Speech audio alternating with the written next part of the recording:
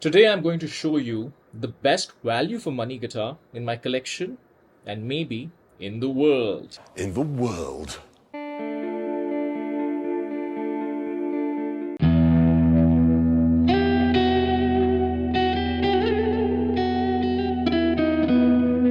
Hi everyone, welcome back to the Ministry of Guitar. I'm Utkarsh coming to you from Singapore. Now before I get into this guitar, it's not really much of a mystery what it is. Let's talk about what an extraordinary time we live in.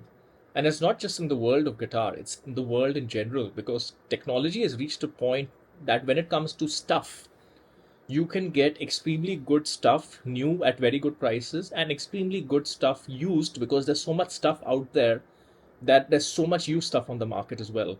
So when it came to guitars, there was a point in time where, say, in today's dollars, say 20 years ago, 30 years ago, today what would be $2,000 back then would be $1,000 then, inflation. So in today's dollars terms, you would need to spend $2,000, $2,500, $3,000 in today's dollars to get something decent. Today, a new guitar under $1,000 built in Indonesia or wherever can be amazing. And when it comes to used guitars, you have so many amazing guitars costing around $500 in today's dollars, which would be like $250 if you bought it 20 plus years ago. That you can, for $500 today, you can absolutely get an instrument that is a perfectly usable instrument. But it doesn't stop there. Because if you shop correctly, you can not only get an instrument that is an instrument that you can use and is great as an instrument, you can also get an instrument that has all the quote unquote premium features, luxury features that expensive guitars contain, that $5,000 guitars contain, that $10,000 guitars contain. And that's why I wanted to talk about this guitar. And this is, of course, a used guitar, and I'm not going to distinguish between new and used guitars here. Your money is your money. A guitar is not something that has a lifetime. A guitar can last longer than a human lifetime, honestly. So it doesn't matter whether you're buying new or used. So when you look at used guitars, I can't think of anything that is better value for money than what I'm holding here. So what I have over here is a very particular guitar. It's a Chapman guitar, actually, from 2015. And in 2015, that was the early era of YouTube. Guitar YouTube was really getting started, and Chapman guitars was really in vogue. They were doing reasonably well at that point in time. And so they were expanding, they were kind of adding features. And at that point in time, they made this guitar, which is an explorer shaped guitar, but of course, a little bit more ergonomic, a little bit smaller. But what they had done is that they had put in literally the kitchen sink in terms of features. So what is the difference between a cheap guitar and expensive guitar? Like all the PRS private stocks I talk about, they have a proper maple top, not a sticker or veneer. So this has a thick maple top. So that is a premium feature. We'll get into the instrument part of it. I'm just talking about the construction and the build. It's got a thick maple top. And look at the size of this top. This is not a cheap feature. To get something like this in a new guitar today, in a manufacturer, you're talking more than $3,000, probably more than that actually. So there's that. There's the pickups. Now, the original run of these guitars came with Seymour Duncans. I think there's a distortion in the bridge and something else in the neck. I can't remember the name. So these are the first 100 or something came with these pickups. So these pickups are as good as what you'd get in a $3,000-4,000 guitar today. It has hip shot tuners. Hip shot is one of the highest quality uh, hardware that you can get. It has a proper ebony fretboard, not a stained ebony fretboard, because if it had been 10 years, it was stained, it would be staining off. You'd get these black marks on your fingers, like I got when I played certain Epiphones back in the day. It's got amazing frets. I think these are jumbo frets. I can't be sure. And more important than all the features, which are of course important, what makes a guitar is how well is it constructed. And this guitar was built in one of the best guitar factories that you have, World Music Instruments in Korea. So as a consequence, this guitar is extremely well constructed. It is more playable than a Gibson. So I have many Gibson Explorers. If I was to compare this versus, say, one of the Explorers I have hanging up on the wall, and let's improvise a little bit here. Let's try and get some of the Explorers up. If I was to compare this playability terms versus my Gibson Explorer, some of which cost a lot of money because they're very rare Explorers, like the Baritone, for which I get a lot of offers almost every day because people want to buy it. And excuse my camera for a second. Okay, we are back to normal. Yeah, this is more playable than a Gibson Explorer, very, very honestly. And it's beautiful. And I think this guitar is worth about $500 to $700 today, maybe a bit more, maybe a bit less. I actually got this guitar for $300. Not, I think pre-pandemic, to be fair, maybe 2019ish, or maybe I can't remember. It's been a while. But that's it. I mean, I have a $30,000 guitar. Is that Slash, the knocking on heaven's door guitar, and this guitar is 1/100th. Is it? Am I doing the math correctly? Yes, it's 1/100th of the price of that. But it is certainly not 1/100th the guitar. In fact, as an instrument, I would say this is as good as any Gibson in terms of sheer playability. Now, I say this on purpose because I do think that there are certain manufacturers, spoiler alert, PRS, that do make instruments to a very high standard, which of course this made in Korea, made in world music instruments guitar would not exactly be matching. But those differences are such nuanced differences that they make no difference to the playability, or rather the usability of the instrument. Those are more like really fine picking, like, those are really details that you can appreciate if you have the time and effort and money to appreciate it, but it doesn't really make a real world practical difference.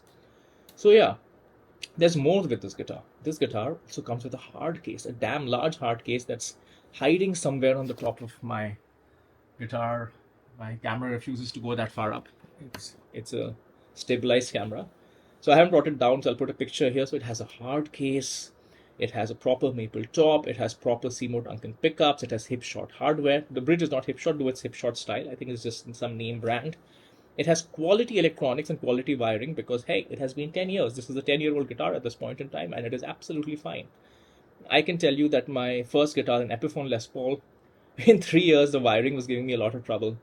So, yeah, I mean, I can vouch for the wiring of this. I can vouch also for the fact that it is just a good guitar. It is not neck heavy, even though Explorers sometimes can be. The neck shape is exactly in my sense, it's very similar to a Gibson 60s neck shape. So it's not a fat neck. It's kind of a wide, thin, shallow neck, but not as shallow as an Ibanez. Not, oh, and I should have mentioned this importantly. It has a neck through construction. That, my friends, is again a very, very expensive feature. Look at that solid piece of it. Yeah, it's mahogany. It's a mahogany neck. Sorry, it's a mahogany body over here. And what is the neck made of? Maple. And a maple neck through construction.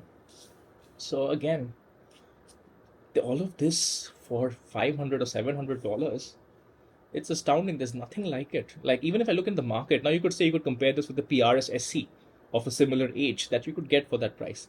Yes, you could. And I would say probably as an instrument, PRS SC would be very comparable. But in terms of features, which is the kind of woods being used, PRS SC would be having the shortcut things. Like, it would have a plain maple veneer. It would not have a real plain maple top. It would not have name branded hardware. I mean, it would not have hip shot hardware. It will have some generic hardware, even though it's made by PR or made by some other company on behalf of PRS. It would not have the pickups that you would get. I can absolutely tell you that the pickups that you get in the PRS SC of that era, of that price, would not be comparable to these Seymour Duncans. So yeah, I mean, I cannot think of anything else.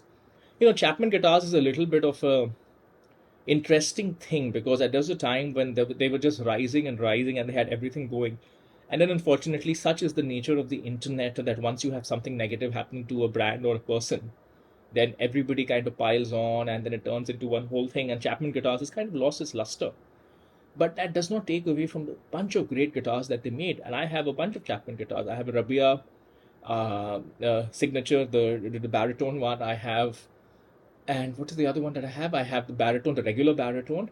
And I had also the one with the swamp ash, the sand blasted finish. So this is probably an endorsement of how good those guitars are. A colleague of mine who wanted to get back into playing guitar, she said that I want to get back into playing guitar. I don't know what to buy. Can you help me, etc., etc.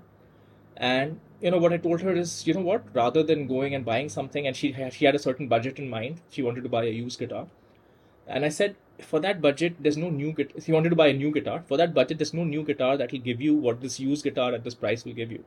So I basically sold her that guitar, and again, I don't care too much about making too much money on it. It's just, I have 90 guitars sitting out there. I'd rather have somebody get a great guitar at a price that they're looking at. So I sold it to her for about $700 or 500, 600, something like that, US dollars.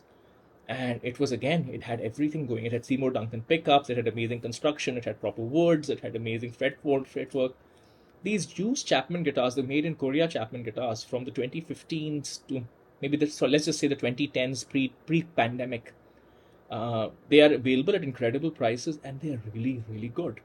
So that's a top tip for you. If nothing else, check out the Chapman guitars. Check out the used Chapman guitars from made in Korea ones from about 5 to 10 years ago, and you'll be pleasantly surprised at the kind of value for money that you can get. All right, folks, I hope this was helpful, and I'll see you next time.